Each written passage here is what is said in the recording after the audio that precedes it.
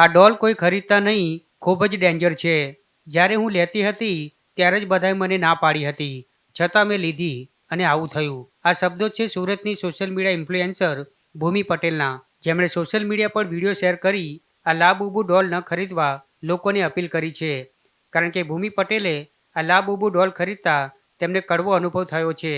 આ લાબુબુ ડોલ ઘરમાં નેગેટિવિટી લાવતી હોવાનું ભૂમિ પટેલે જણાવ્યું છે. સાથે જ લાબુબુ ડોલ રાત્રે નાનું મોટું થાય અને તેના પડછાયા ઘરમાં દેખાતા હોવાનું કહ્યું છે. અને આ લાબુબુ ડોલના પડછાયાના કારણે સોશિયલ મીડિયા ઇન્ફ્લુએન્સરના માતા બીમાર પડ્યા હોવાનું તેમણે દાવો કર્યો છે. ભૂમિ પટેલે કહ્યું હતું કે આ ડોલ હું લેતી હતી તે સમયે બધાએ મને ના પાડી હતી, છતાં મેં લીધી અને મને કડવો અનુભવ થયો. એટલા માટે જ હું કહું છું કે આ ડોલ કોઈ ખરીદતા નહીં, ખૂબ ડેન્જર છે. એટલું જ નહીં, ભૂમિ પટેલે લાબુબુ ડોલને સળગાવતો વિડીયો પણ સોશિયલ મીડિયામાં અપલોડ કર્યો છે. આ લબુબુ ડોલ અત્યારે જે બહુ ટ્રેન્ડિંગમાં ચાલે છે ને, એનો બહુ ખરાબ એક્સપિરિયન્સ મને અને મારી ફેમિલીને થયેલો છે.